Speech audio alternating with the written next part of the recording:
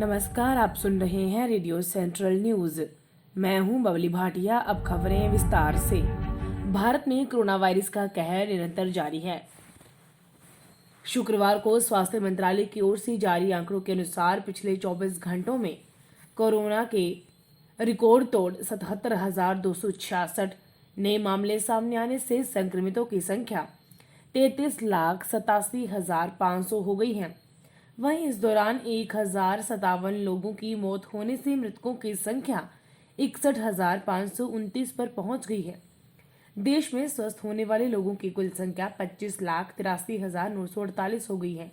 Corona के सक्रिय मामले तेजी से बढ़ते हुए 7,42,023 पर पहुंच गए हैं। वहीं विश्व में वैश्विक महामारी कोरोना वायरस से संक्रमित होने वाले लोगों की संख्या तेजी से बढ़ती हुई 2.43 करोड़ के पार हो गई है तथा इस महामारी की चपेट में आने से अब तक 8.30 लाख से अधिक लोगों की मौत हो चुकी है।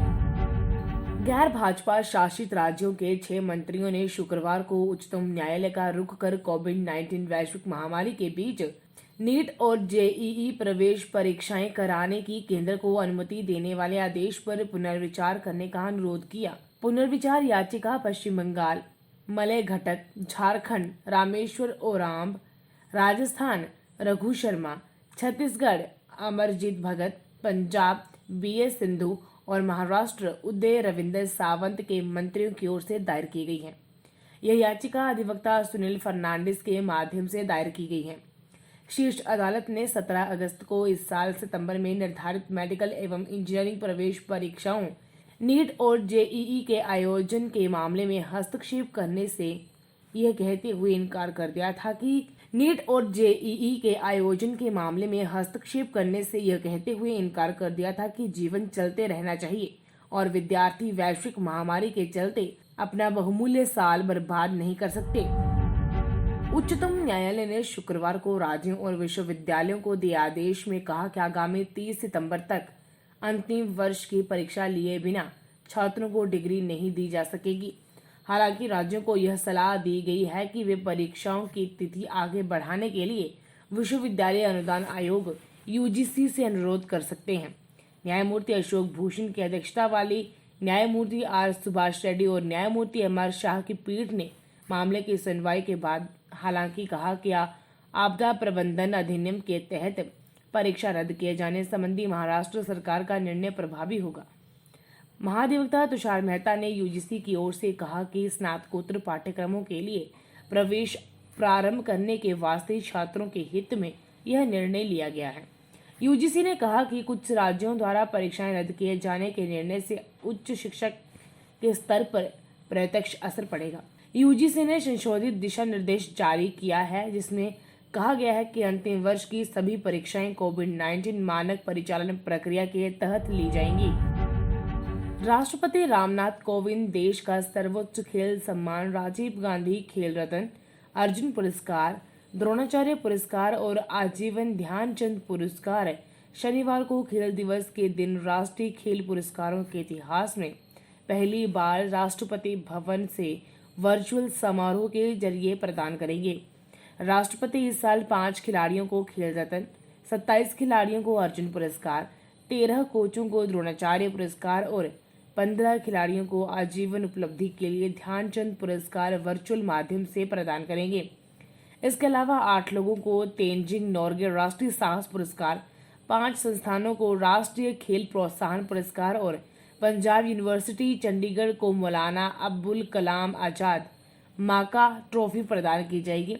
भारत के सीमित ओवरों के कप्तान रोहित शर्मा, स्टार महिला पहलवान Vinesh Phogat, table tennis star Manika Batra, महिला हॉकी टीम के कप्तान रानी रामपाल और रियो पैरालंपिक के स्वर्ण पदक विजेता एथलीट मरियप्पन थंगावेलु को खेल रत्न से नवाजा जाएगा। खेल रत्न के इतिहास में यह पहला मौका है जब 5 खिलाड़ियों को खेल रत्न प्रदान किया जाएगा।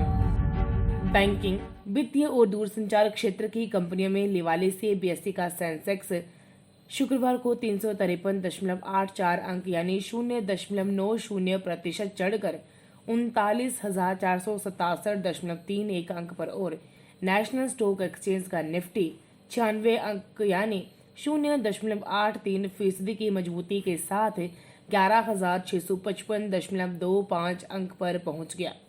रुपए में जारी मजबूती से घरेलू शेयर बाजारों में निवेश धारणा मजबूत रही। इससे सेंसेक्स और निफ्टी लगातार छठे दिन मजबूत हुए। मझोली कंपनियों में भी निवेशकों ने खरीदारी की, जबकि छोटी कंपनियों में वे लिवाल रहे।